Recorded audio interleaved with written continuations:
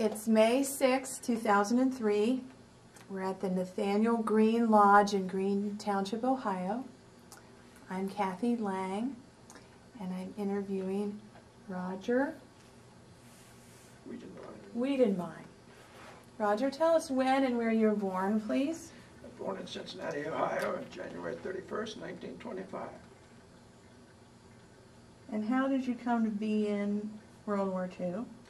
I enlisted when I was 17 into Flying Cadets. What year was that when you enlisted? 1943, January 25th. 1943, into the Flying Cadets? Well, Air Force. Air Force. See, that was a division of the Army then. U.S. There was no Army Air Corps. It was U.S. Army Air Corps. Now it's a separate division. We were a division of the Army. And you wanted to be a pilot? That was my desire, yes. So where did you go to be trained?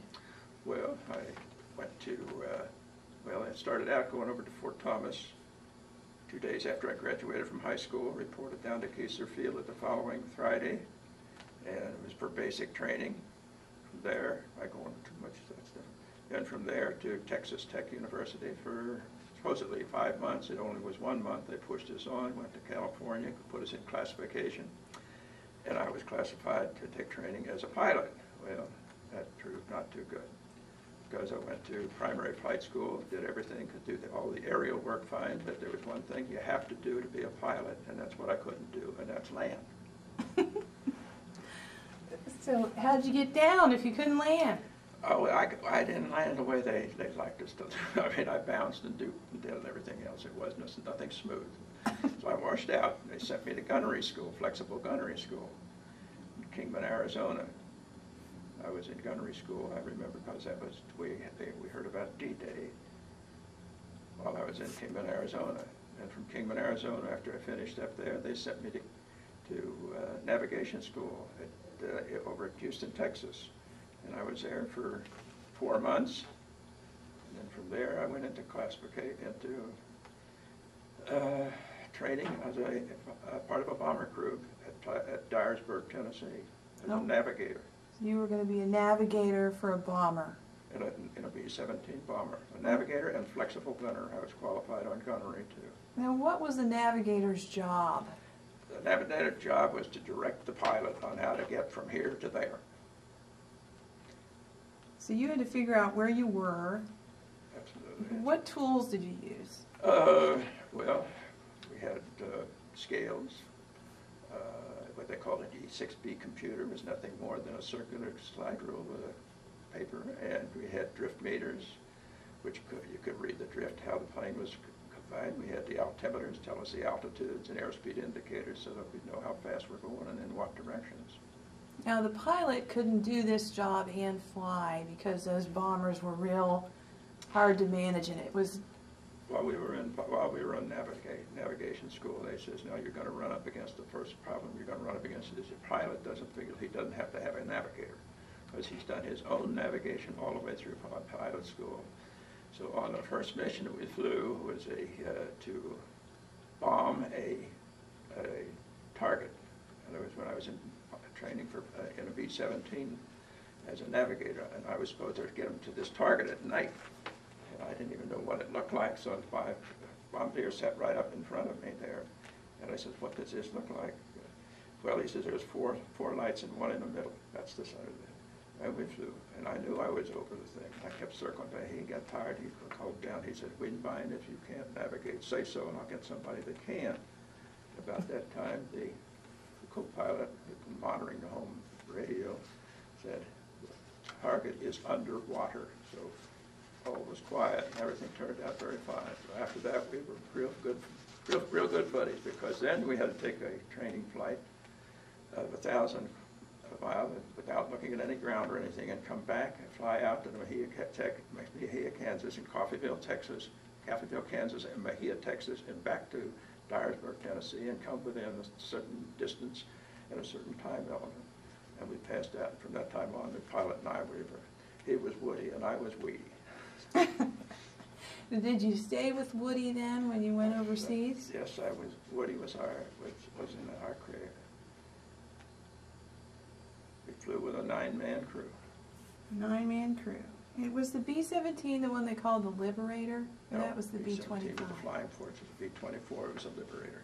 Flying Fortress. What did you think about that plane? I liked it. It could hold 9 people. Yeah. That was a pilot, co-pilot, navigator, bombardier, flight engineer, and a waist gunner, and a ball gunner, a tail gunner, and a radio man. And your main job was going to be to bomb things. How high did you guys fly? We bombed most of the time up around 25,000 feet. Now, could you really tell what was down there? I mean, Oh, yeah. from that high? Well, you could see towns. You could see there were towns. Wasn't going to pick out exactly unless you were looking through the bomb site, but it's more like a telescope, mechanically worked out, and you could tell rivers, railroad stations, and stuff like that you were bombing. The two missions that I flew, and then the war was over. I can't say I brought it to an end, but somebody did. But was it Falkenberg, Germany, and Dresden, Germany?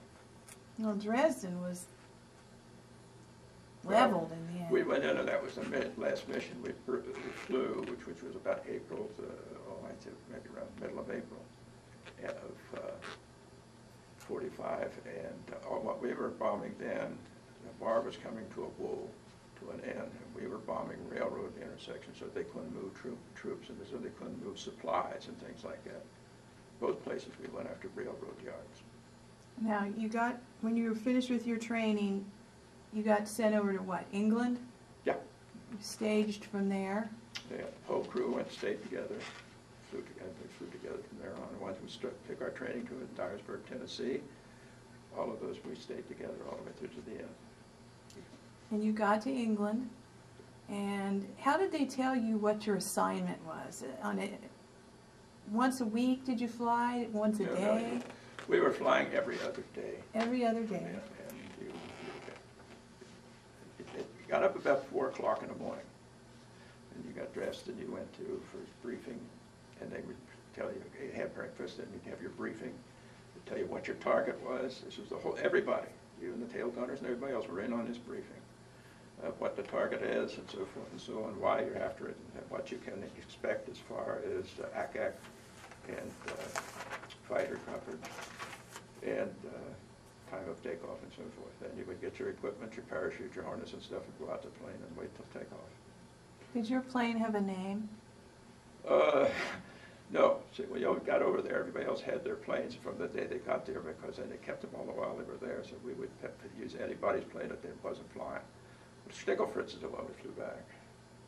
Sticklefritz? Yeah. How'd you pick that name? That's what's painted on the front of the plane. We didn't have to worry about picking anything. We were just glad to have an airplane to fly. See, we were there at the tail end of it. So by then you had crews over there that had flown. Oh yeah. 50 missions and bombers and. Yeah. Well, you see, you had to fly. When I got there, you had to fly 30. 30 to get it home. At first, it was 25, and it was a hard job getting 25 because the Germans would hit them pretty hard. And so we brought that one back, Snicklefritz.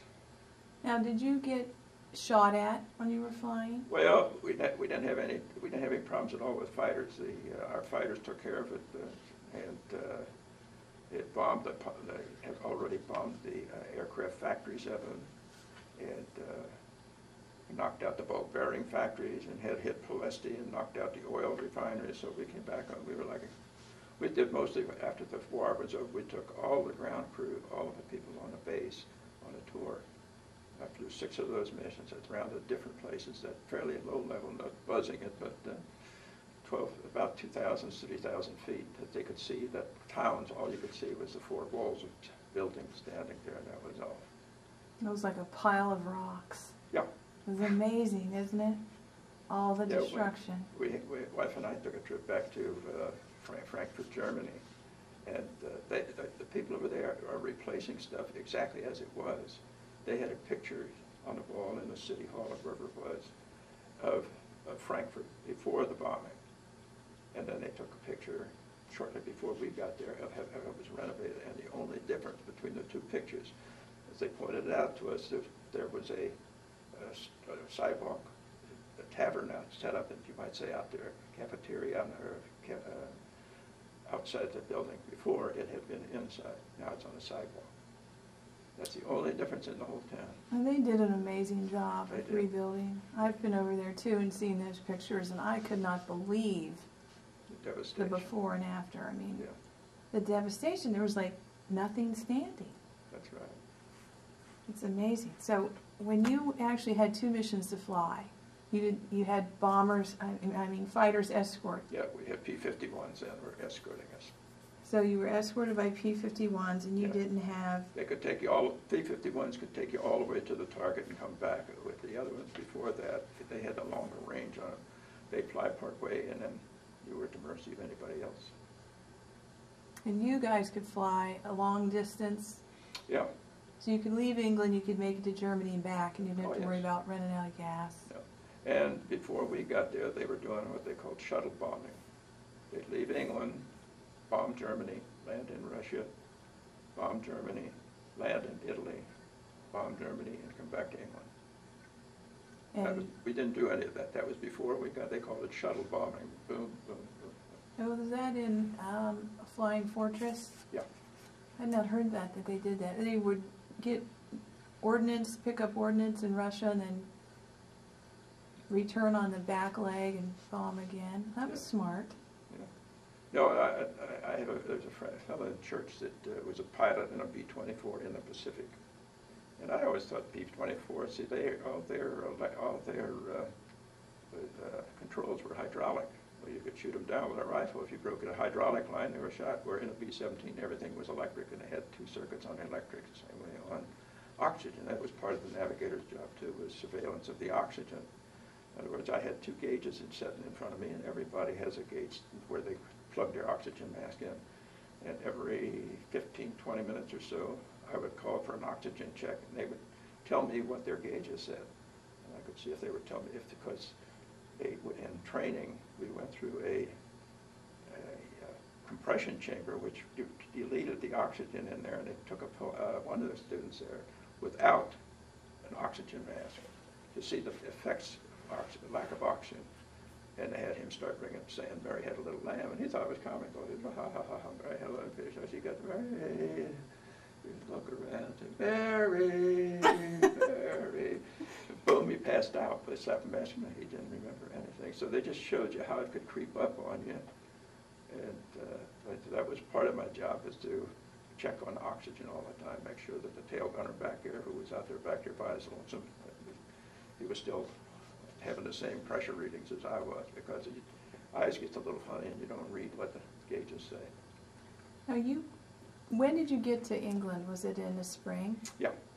So. Well, we got over to England in February or first part of March. So the Battle of the Bulge is That was almost over. Yeah. Do you guys, at this point, did you know what was going on pretty much? I mean, you heard about D-Day. Well, yeah.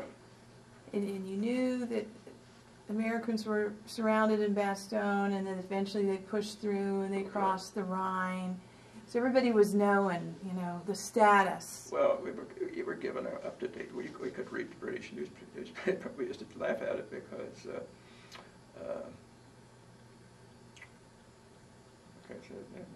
but anyhow, the Americans advanced 2 miles. Or advanced 20 miles, and it says so-and-so. The British leader is reforming. He went 2 miles. We was wondering what he was reforming for. He hadn't gone so far. But they had different things, and they treated us very nice. I have no complaints about England law. I think it's a pretty country. I was amazed that I could do pilotage off of their forest, because the rule was you don't cut a tree down, you replace it with one. And the forests were always the same shape, and there was a forest that was shaped like, if you take your fingers like that, it was pointed right at our air base. You could fly right in on that. And then we had what we called the G-box, where you could set up the coordinates of it and watch these 2 things on there, not looking at the ground, and you could tell exactly how close you were to the field. So by then, England has been through a lot. Yeah, they had England. They had been through a lot, and they were still good spirits, you thought? morale? How they kept it up, I don't know. Winnie had a way with them. Tell them the facts, and the people were strong. They were strong people. They had to be. Yes. They went through a lot over there. We had no idea what they went through. They looked at their towns. They looked a lot like. And there's a lady here now. She's a war bride. She says I spent every night for over a month and a half in a tunnel, because she lived right outside of London. And she says they'd come over. She said one of them. Well, the pilots came down so low between buildings on the street. She said I could see the pilot in there. Germans. So they had a rough time. Was it? And by then they probably didn't have much to eat. There wasn't a lot to buy. You know, the people had lived on a. It's very starvation. They didn't worry about going out to dinner. We'll put it that way. So for you guys, that's why we coming over, you know, all fresh and. Yeah, it was hard to. Was there any place to go? Could you go out on the town? Was there? Well, they always on the bases. You always had movies of some sort to see. And, you know, sauerkraut, Dutchman, myself, I saved my money. I would go to the movie there rather than go and pay 5 times as much in town. So you're a German name. Mm-hmm. My grandfather on my mother's side. Your grandfather came over from Germany. He was a tailor. And he came over to the United States. He didn't like this, what he called it, subscription, where everybody, when they got to be 18 years old, you were in the Army. Don't tell me you got a bad leg or anything. He won't get you along anyway. So he got out of Germany and came over here, and he was a tailor over here and had his own shop. Got his own shop for a while. And lots of Germans in Cincinnati, so that wasn't a Mohawk, big deal. what they called that little Germany down there. In fact, you know, you look at Germany as rivers and mountainsides, and look at Cincinnati. Looks similar. Yeah, where the Parkway is now, that was a canal. So did anybody think anything of it, that you were a German guy? My mother, no then, but my mother told me that during World War I there was very strong feeling against the people in Mohawk or down what they called Little Germany, because that was just sort of filled with German people. And she says, hey, there was feelings on it, because her brother was in the First World War. He got to Chillicothe and was on his way over when it called it to a woe. But other than that, no. She says there was a strong feeling in it. Probably by World War II, enough time had passed that it was okay. So you went over there, and it didn't feel odd to you that your enemy was German? Well, people said, well, did you feel that you was bombing? I said, well, the daggone thing I could do about it, and they were there. He said, you might have been getting hit. I said, it might have been my great-great-uncle or somebody like that. I don't know. But you couldn't really worry about it at the time. I couldn't look down at it. Don't bomb that. That's my uncle. You just did what you had to do. That's right. We were assigned a job, and you did it. That's one thing I was thinking about the service. My dad died when I was 4. Didn't believe in insurance. He had a $300 insurance policy, a mortgage on the house, and a kid 4 years old. My brother was 14 years older. He went to work, and my mother went to work doing housework. So we learned what people think are going through now, and they're running a little short on money. We didn't have any, so we got by. We learned to live on it. And you grew up in the Depression. Yes, right. And you were glad with what we got. You weren't pampered.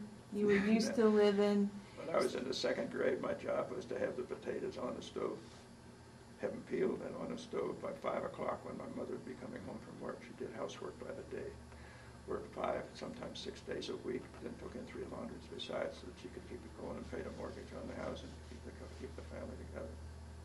You didn't worry about going to the show.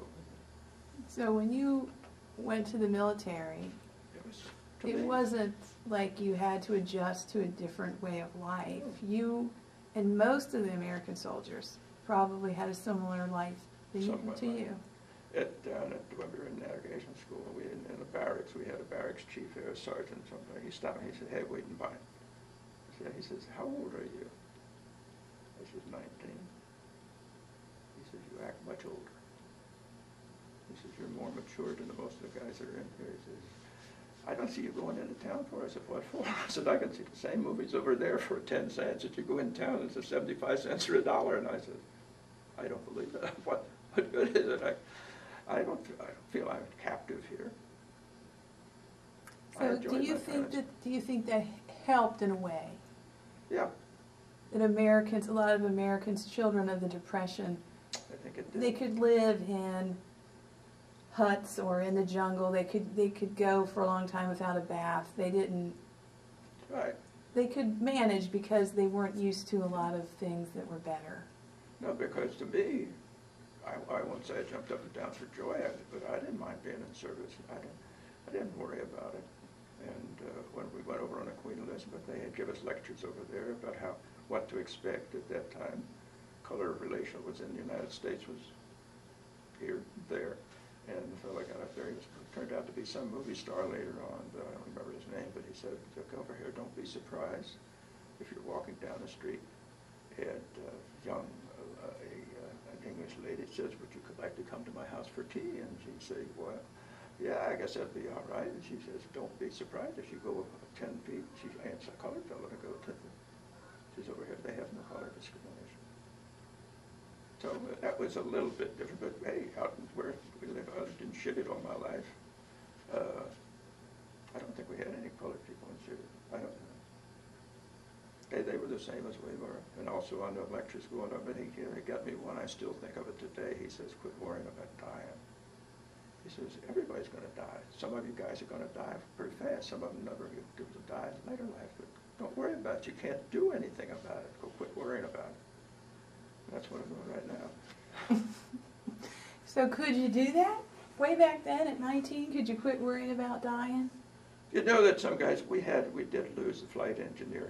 He and I were the only one from the same state on our crew. All the rest of us from Mississippi, Brooklyn, New Jersey. Cowgill was a flight engine. He and I worked together on the crew on fuel consumption as well. He called down and said, hey, Weedy, what do you figure we used on fuel? And I would do according to what our speed, our wind direction, and so forth. That speed indicator might end. We're doing 150 mile an hour, but actually we're doing more than that because we're measuring through the wind. And if we're traveling with the wind, see, that's a lot of people can't understand. But we were traveling with the wind. You still have to go fast enough because you're going through the wind is what keeps the airplane up in the air. You got to go through at a certain speed. But if you've got a tailwind, and we could do it going over to England, we didn't fly it, but at certain elevations you could pick up at 80 to a 90 or 100 mile an hour tailwind. And your airspeed indicator was indicating 150, but actually you were going 250. So we would work out, Cowgill and I would work out I'd check mine, he'd check his.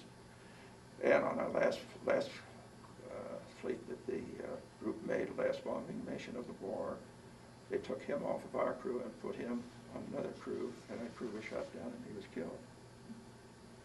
But that's the only casualty we had on the crew. So even that late, they were still shooting at you? Oh yeah, this was the last mission of the war. So where were you when they declared victory in Europe? Well, I can say this: we were at the town where they were signing the peace terms because we had volunteered for a flight to go pick up liberated prisoners over in Wiesbaden, Germany, and we flew over there, but they had run out of prisoners, so we were carrying back 10 P-38 pilots. And we were bringing them back to England so that they could go to the state. And we landed, and we didn't know why, but we landed in this town, and all of a sudden there was a guard. We couldn't get off the plane. We couldn't do anything. We didn't know the war had been called to them, but they were signing the peace terms there at that town. And when we got to England, the fleet navigator got a little confused and said something about firing. And the field called back and said, we're firing flares. He says, hell, man, everybody in England's firing flares. What the hell's the deal? They said the war's over, so that's how we found out the war was over. So you were to go over and pick up prisoners? Liberated prisoners. These are POW prisoners of war. Americans? Americans, that yes. were over there. And you didn't get any because they were already all picked up? Well, they ran out at that one station, so we flew around, and then afterwards I was assigned to a squadron pilot, Major Jim Brewer, I think it was. No, can't say his last name. But I was assigned to him. The rest of this crews, and that was what they called stand down. Hey, they could sleep all day if they wanted to. And the bombardier was irritating me. He was complaining he couldn't get a suntan in England, but he's laying out in the sun, don't get a suntan. And I'm getting up at 4 in the morning and getting on with Jim and flying. But he had the authority to sign off prisoners or individuals at these pre-OW camps. Okay, he's okay to ship home. He's all right. And he had a lot of them was rubber stamping papers so that they could be authorized to go home. But when he got done, we flew down to a place called A-73, which was just north of Paris, which had been a German fighter base. And we laid there, and I had to stay on the plane. I didn't have anything to do. And he said, "Okay, Weedy, we're going to go here, go here, go here." And I said, "Okay." And I was a little tired of this whole business every day, and the rest of my boys are back there goofing off, you know. And so, but then when we got ready to fly back to England, he came over and he said, "Weedy, your pilot says I don't have any problem, but we're flying lead." He says, "There'll be 8 planes up here. You won't see part of them because they're going to be all over the skies." And he says, "You know, up here, we do have problems with the compass." I says, "I know your magnetic north is not at the place your maps say it is. Your compass is going to place someplace else because that's magnetic north. It's not on the North Pole." And he says, "Well, what I wanted you to do is I'll call down, and they'll call in. If they get confused or anything, they'll call, and they'll want to know our position exactly. And then they'll shoot a bearing on us to find out where they are now." And I said, "Okay." He says, "So when I call down and I say, navigator, or pilot to navigator, before I get it done, you give me that latitude and longitude right then and there." I said, "Yes, sir." So I never thought anything about it till here about 2 months ago. We were cleaning out drawers at home. And I went through and found my discharge paper, and on there it was certified for flight, lead navigator, certified for squadron lead navigator, and that's what he was doing. That's why we fly in those different things. And I didn't know anything about it. I just kept going. I was happy. I was happy. So I was qualified as the war was over, the lead navigator. What was your rank? Second lieutenant. So after that, did you ever see any of those prisoners when they got back to England? No. They were so glad to get there, and we were glad to get down on the ground with them too. Coming back on, it wasn't VE Day, but the end of the war, the major, we had one of these P-30 pilots was a major. He was sitting up there in the bombardier seat, which was right in the nose, and I sat behind that. And he says, "Do you fly much at night?" And all you could see was a wing light of a plane. We were in formation. You could see that we flying, dip one wing light on one of the planes in front of us. I said, "No, sir, we never flown at night since we were in phase training." He put on his parachute, and I said, "Don't jump out yet, but we'll get there all right." He says, "You guys don't fly at night?" And I says, "No, we don't. We're daylight bombers. That's the English that fly at night." And we joked about it, but he was happy to get there. I guess. So after you were there, for how long you went back home? Well, we were not done yet because the Japs were still fighting. So we were sent back to.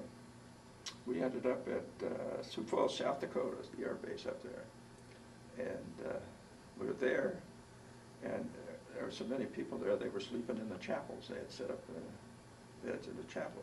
And you might not know it, maybe a lot of people didn't know it, but we were there when somebody ran into the side of the Empire State with a B-25 bomber. On purpose? No. Was it an accident? Accident. A lot of people don't realize it. I had heard something about that. Yeah. Yeah, that was in around in August of, pardon me, August of 44, 45, yeah. Someone threw a P-51? No, a B-25. Oh, a B-25? Two-engine bomber ran into the side of the Empire State Building. And we were in Sioux Falls, South Dakota. The reason I know about it, the guy in a bunk next to me, and there's just room between the bunks to walk and get back and forth, that he took running like a, and he got back, I said, "What in the hell's wrong?" He says, "I was that guy's navigator." And my wife was thinking I'm up there, they're kicking me off the side of the building with a putty knife. So I guess the guy just got confused and... Well, he was flying up, supposedly landing in a field in the New York airport or whatever that it was up there. And as he came out of the fog, he was too close. He went, one engine went through a window. I don't know if there was anybody killed in the thing. It didn't knock the building all down or anything, but it did run into the side of the Empire State Building. So did you get out of Sioux Falls, or was that? No, Sioux Falls, they didn't know what to do with us. And the farmers, of course, were short-handed. So they asked for volunteers to shock wheat. And I said, yeah, I'll shock wheat. You know, they pay, I don't know, they paid us $5 or $10 a day in plus meals. And a fellow showed us how to shock wheat, and I said, yeah. So after a little while, he came over, he said, did you, and he talking broken English, did you do this before? I said, yeah, my uncle showed me how to do this. You take this is where you just cut the wheat off at the ground. This is before thrashing machines became popular. And he took these bundles. A binder would go through and strip them up and buy them up in bundles. And these bundles and drive them into the ground like that and break them in. And take one and break it over your knee, over the top. That shed the water over the top of them. He said, I thought you did. Yours is the only one. He said, these guys think you just pile them up and they're falling over and everything. And I said, okay. So we started had a class there learning how to shock wheat because it gave us something to do up there. From there, I was sent down to San Marcos, Texas for advanced navigation, more for the Pacific, which is different navigation. You can't look down and see the ground underneath or the highways or anything. And but then, while I was down at San Marcos, the Japanese decided to call it quits. And from San Marcos, I was finally sent to Wright-Patterson Air Force Base, where I was discharged in the latter part of, no, it'd be in August or September. And then I had time so that I was still had time in service yet, so I finally got out in November. And what'd you do after that? Well, there wasn't much to do, and I was trying to find a job, and I finally decided, oh, I might as well go to school on a GI Bill, and I did, and signed up to go to engineering, and so one of my first jobs was putting tin cans in a paper bag at a Hegan Can Company. Hey, that was not fun because they all had to be packed in there. They just didn't throw them into the bag. They were all put in there and nested in there. But the worst part was baby food came in cans then.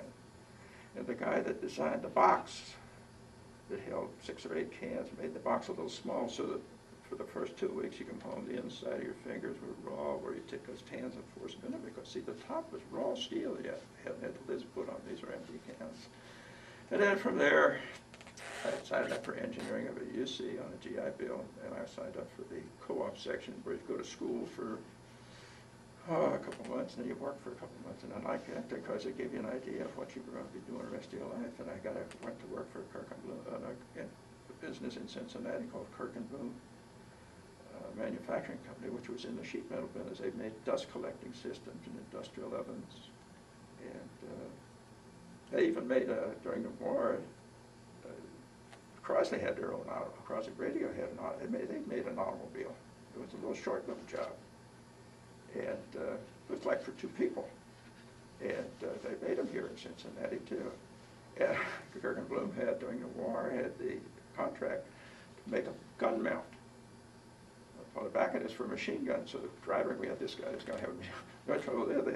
The back end of it was always dragging on the ground. It didn't do too good, so they gave that up and stuck with their broadcasting and televisions and Crosley made refrigerators too.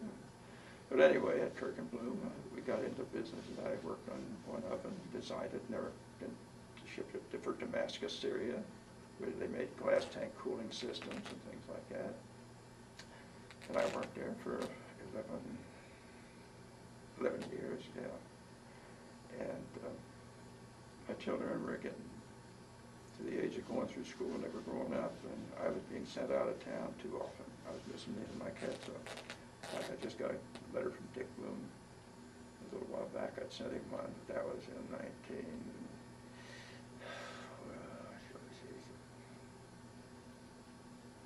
I can't think of the year now. But anyway, you could get a job because my son had been out of job. He's now working up in Vermont. And but in those days, you could get a job. And I quit Kirk & Bloom at midnight on the last day of February, and at 8 o'clock on the first day of March, I was working at Fort Micah, so I didn't have too much time off. But this world's been good to me, and so has the people. So how did you feel about your time in the service? I'm glad I went in. I won't say I don't know how to phrase it. I didn't hate it. I didn't jump up and down, but I enjoyed it. I felt I learned something. We were doing, it was easy for me, we were doing what I learned at home. You did what you were told when you were told. Now, my wife can't understand that when I say when we used to be out there in California, standing information, you always had to have a review on a Saturday afternoon. You stood there at attention. The guy next to you passed out, you don't move. Because an officer will come back and be, are you a doctor? That only thing you could move was your eyeballs. And that's, you didn't have any problem with that? no. That's the way you were used to living? Yeah, because I told the wife, she said, well, that was ridiculous. I said, look, when you were in service, you were told what to do. There was a reason for it. If you didn't do it, somebody might get killed. If you did do it, it might prevent it from being it. So you did what you were told. You don't say, but I don't want to, because you don't want to do that. And they were strict, some nitpicking things like dog tags. We used to come back and you had just, for a whole barracks, you go try to go through a shower stall in about 20-minute showers, and that was kind of lucky. And I'd taken my dog tags off and laid them on my bunk. Forgot to put them on when we filled out. That day they called it a dog tag inspection. So I walked for an hour with a parachute pounding me in the back of back of your thigh of your leg, back and forth on Saturday evening for an hour. I didn't forget my dog tags after that. And how did you feel about your leadership? We had good leadership. I think we did. Some of it sounded ridiculous, like getting a haircut every 4 days because the guy wanted to get a promotion, wanted to have his squadron to look so far out in cadets. Well, that was a little bit ridiculous. Of course, a haircut, I think, cost you 35 cents, but every 4 days. You had to pay for your own haircut? Mm-hmm. That's the same way with shaving. When I went in service, I didn't shave. I'd shave once a month or something like that.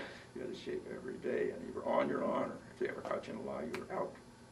If they caught you smoking, you were out. So anyway, it was fun. What were the hardest things? Being far from home, was that hard? At first, yeah, because I was just, we had, my mother always called us the Three Musketeers. My brother was working. He worked in a printing company. He worked, in those days, 25 cents an hour was going wage. My mother made $1 a day doing housework. That was they didn't have a mop and a little mop. You got on your hands and knees. And she became kind of self-proficient. She could change window ropes on windows, counterweighted windows as fast as anybody I ever saw. And she could do her own stuff. And but people, they learned to do stuff for themselves. It must have been hard for her when you were over there. Was she really worried? She, she had a sign for me when I enlisted because I wasn't 18. She said, "You sure this is what you want?" And I said, "Yeah." Well, she says, "I think you're old enough to think for yourself, and if you don't think for yourself now, it's my fault. I didn't train you right." She says, "All right, I'll sign for it," because that was on a Saturday morning in a Kroger store. A friend of mine, Dave Relly, he had the technical job of keeping vegetables fresh with a sprinkling can with water. He was there. I asked his mother, I said, "What do you think of this?" "Oh, he's down signing up for the Air Force." He said, "Mom," I said, "that's what I've been talking about doing. It's up to you." I said, "You have to sign for me." She said, "I'll sign for you because it's your decision." So I got my brother, who I thought of more like a father, you might say. He says, "Yeah, okay." He said, "I'll go in your place." I said, "No, you're married and got a child. I'll do the work." So he took me around, and on Saturday morning, about 10 o'clock, we went down. The courthouse was open. You could get a birth certificate on Saturday. Sometimes I think it was open on Sundays because of draft and that. And I needed 3 letters of recommendation, and I got those. And Monday morning, I went downtown into it looked like a dilapidated building. We took our mental examination. By noon, I passed that. In the afternoon, you took your physical, and by 2 o'clock in the afternoon, I was sworn in the Air Force. And were a lot of people physically not capable? Did most people pass a physical, or was this a formality, or did you really? They were concerned about eyesight. And So for pilots, you had to have perfect eyesight. Huh? Pilots? Well, yeah, and we were tested for night blindness, and my wife said, why do you walk around in the dark? I said, well, don't turn the light, close your eyes, then turn the light out. And because they were using that for night flying.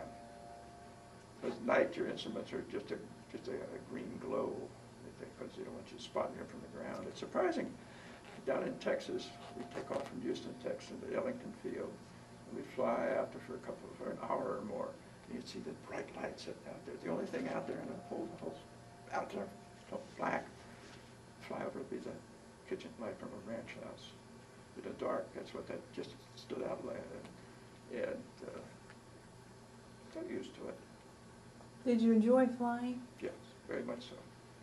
So for you, it was a natural thing, and you really liked it. I liked it. I soloed, and I could do all my spins and shondales and lazy eights and cotton picking and landing, and the instructors. Well, he knew what I needed, and I said was a kick in the rear end.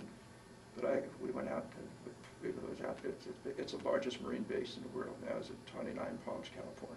It's out there in the Mojave Desert. And they'd taken a busload of us out of it, take us out to a dry lake bed. There'd be a little hut there with a blister bag, which is where you can get some drink of water. And then we'd fly out of there, different places like that. And I could do it to find, so that's, little Andy Houghton, he went, and see, we fly now open cockpit planes. Now, they were fabric, and you have wood fiber, some of the members were wood.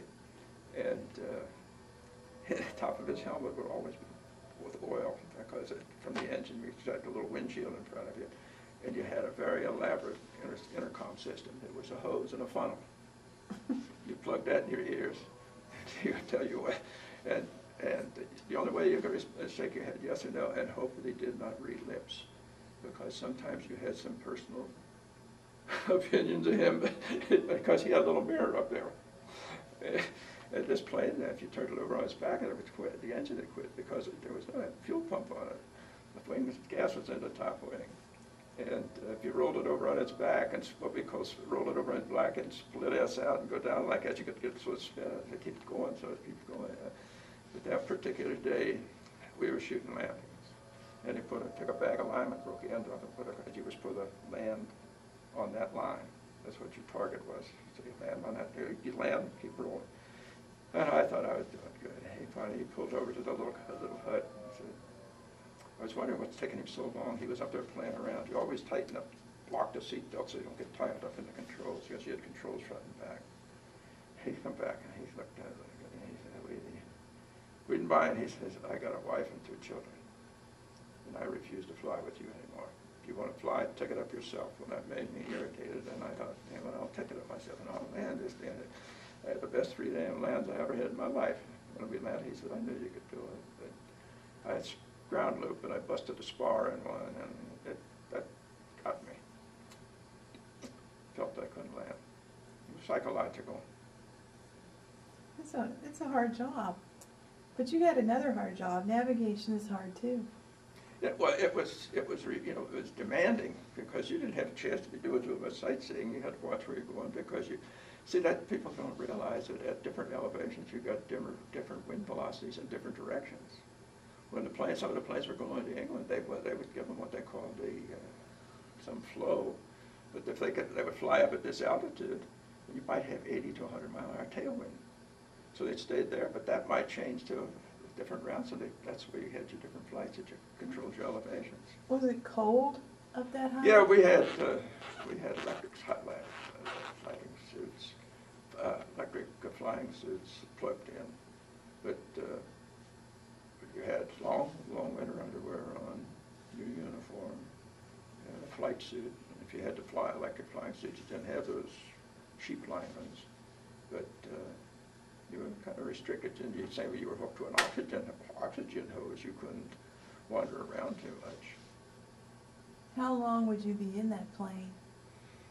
Oh, we take off at about I'd say 8 hours. It's a long time. Some of them were longer than that. You know, when they went down in the Pacific where they flew, and I don't know if you ever had the chant that there's a fellow by the name of Tom Griffin. Did you ever hear his take? Wonderful. He's a member of our VFW group, and I've heard his talk, and heard not just less than a year ago over at local. I said, let's go over here and let's hear about it. He'll have no notes, right?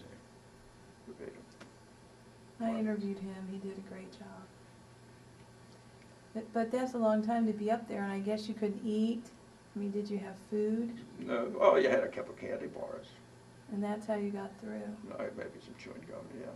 Coffee? Nothing's going to stay No, hot. no. And the last time we had Tom over there, it's the little young fellow there, looked like he was in about his second or third grade. Mister, he says, when you were up there in that airplane so long, didn't you have to go to the bathroom? He says, oh, they made provisions for that. And my wife asked me, she says, what are you sitting here in the bath? Well, I'll tell you what it was. See, there were the women in the Air Force flying, and we had what they called a relief tube, which is at the back end of the bomb bay, which was a hose with a funnel. And that's what you could do. And now if you had to do more than that, your navigator always had old maps. So somebody had to call him, well, you got a couple old maps up there today. He didn't need to read the release tube. He had to do something more demanding than that. We got by. Because a lot of people joked about what you do with that then. I should throw it out and see what it lands. Yeah, okay. So you lived with it. So anything else you want to tell us about your time or your experiences? No, I would have been someplace else, but I'm really glad I was in the Air Corps. And I wish I was able to teach to the computers like I do now. We had an E6B computer, which was nothing more than a circular slide rule with a piece of paper in between. That's what was set up there, your wind drift and that, and turn that around. That would tell you what you want your heading to read, and so forth and so on. But then partway through navigation training, they made you turn them in. If you got, say you got hit a couple of times and the thing fell on the floor and broke, you've got to get that guy back there with your lead pencil, the scale, and a protractor. That's what you do, and I think that's what they should do, because you had to, even with that computer, you didn't rely on it 100%, but you had a general idea what it was going to be, and that would give you the fine details. But nowadays, if it ain't in the computer, you can't do it. What do you think about World War II was kind of the watershed moment for aircraft and air supremacy, and the United States has never looked back. It's been one innovation after another since then, and you see the technology today. It must be amazing. It is, it is. When they can do the precision bombs, where they can send a bomb in a certain window of a certain building, where they can, you know, fly so fast and so far, and it's amazing how far they've come. Our bomb group 401st had the second highest accuracy rating on bombing. We had a fellow that had been a bombardier. He was our group bombardier. He was been a bombardier over in China before he came to England, and he was good at it. But they had what they called circular air. What they called not the outhouse, what they called the target, whatever. That was what you aimed for, and they would say so many feet, within 1,000 feet of that. Well, now they want it right on it. They don't want 1,000 feet. And we did pattern bombing. In other words, you had, what did you do it? 28 planes in a group. You had several groups. We had one fellow that was a fighter pilot, P-51, that just a few weeks before I got over there, the group he was in a bomber column. Groups didn't fly around like that. You got in here and you had a place in that column, and that took off, and you rendezvoused going over there. It would take an hour or two. You just didn't go from your base right over there and start bombing. You got there and you got a form, get the altitude, and so forth. Well, he had gone over. He was been over in the Flying Tigers, and then he came over and went into with England, and then he came into the Army Air Corps, and as a fighter pilot. And he was telling me the group was going out, and they were supposed to be flying cover for him. And somehow or other they got mixed up, and he was a squadron leader. He lost his squadron someplace, but he came back onto the bomber group, and the 1st was being really raked with fighters. So he took them on. There was about 18 to 20 German fighters and him alone. He knocked down, got credit for 3 of them, and some more. And he ran out and proceeded to try to ram them, to keep them from because his job was to protect those bomber complexes. And he got the congressional, our group put him in for the Congressional Medal of Honor, and he got it for that. Did he survive? Oh yeah, yeah. He just passed away. We had him. We have a group reunion every 2 years. The last one was at Tucson. If you've never been to Tucson, it's a wonderful place to go. I fell in love with it. But now year after this, next year, we're going to Boston for our group reunion, and we had him as a speaker there. And Jim, I can't think all I think of this Jim. He was very casual about it. That was my job. He took them on. They said some of the Germans, they interpreted some of their language. They said, this guy's crazy. He says even he couldn't have no ammunition. He was going to ram them with his plane. He's going to take somebody with him. He wasn't going down alone. He was able, he flew back down. And by the markings on his plane, our group commander put him in for the Congressional Medal of Honor, which he did. That's the highest. That's the highest you can get. That's when you stick your neck out and you don't have any chance of pulling it in. But it happens that you do. But it's very. He said the way he talked, he felt that he didn't do that much. He said I was doing my job. Well, you all did your job, and it was important. We tried Did to. you ever feel throughout this whole time that we may not win? Did it ever? Did you? Well, no. Did people get afraid at times at the beginning when things weren't going so well that it seemed Not like it was really. going on forever? And That's what I went in. This was before the D-Day, and we were getting our fannies waxed pretty bad there and in the Pacific. We were going to be part of the job. That's all. That's the way I looked at it. people had to be pretty discouraged. I mean, there were some Oh, very yeah. bad days. You know, the Oh, yeah. Philippines fell, and those Americans and the Death March and Corregidor. Yeah, that's the thing I didn't like. And I'm quite sure that some places some of our people's got killed. Somebody lost their balance or something, but I don't think any of it was imposed upon Americans at times like at Bataan, Death March. And no, but like I said, I never had any fear of getting killed. I mean, like the man said, and it's a fact. You know of anybody that hasn't died?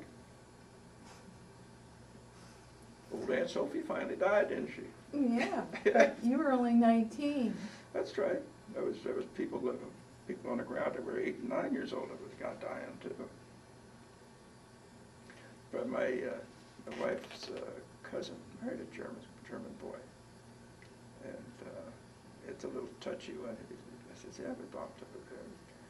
We stood in line. He says for 8 hours to get a glass of milk. He says, "Yeah, we have to hide in go down to the cellar.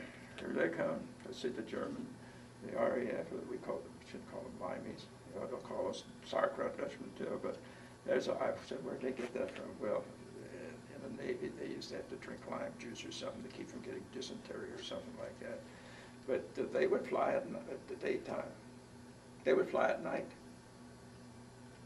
We would go in the daytime, see at night.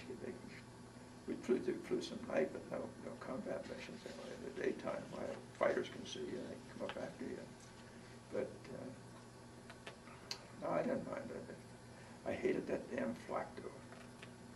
So you get nothing you can do to prevent it except to get away from it. Because what it is the shell that goes up and just bang, shoots out like shrapnel. And you can tear it down. That's what got Eddie's plane. And then with those kids, I don't know if that was the fellow that you want to talk to, was the fellow, the waist gunner, Fred. Long name. But when they were shot down, that was on Eddie's flight when Eddie got it. He was captured, taken in, and that's one thing that American people thought, we were so secretive. But he told me that the German officer spoke better English, anybody I ever heard of. And I talked to a fellow that came back, and he says, they interviewed us, and he said, all you were supposed to do is use your name, your rank, and your serial. And he says, they make a fool out of you. He says, this one colonel was sitting there talking. He looked at me, and he says, you really believe that, don't you? He says, I'll tell you something. He says, do you know the clock in your ready room is 10 minutes fast? But that's where you have to sign in to get into it. He says, and also your commanding officer is going to be changed in another week. He says, it happened. How did they find that out? See, they weren't just over there drinking beer and eating pretzels. They had people on our side sending a little information back to them too. But Fred was shot down. He was captured, and he says, "The damn kill teacher. I thought they were going to kill me." But that's one thing about that. In World War II, the American Army recognized that their soldiers, German soldiers, okay, they're not going to blow their heads off right in front of them. There was some hazardous done too. Nowadays, it don't make any difference. It's like a gentleman who was here. Of course, no, he wasn't killed to Vietnam. But the ones that were in Vietnam, they said, hey, they were cooking our meals for us during the day, and at night they'd come in and kill us. I said, well, that's why I called World War II a gentleman's war. We knew who the enemy was and where he was, or pretty close to where he was. Now, you don't know if the guy next door to you is your enemy. So it's a different world. It is. I think I've got my money's worth, huh? Well, thank you for your service to our country, and thank you for your participation in this program. Okay.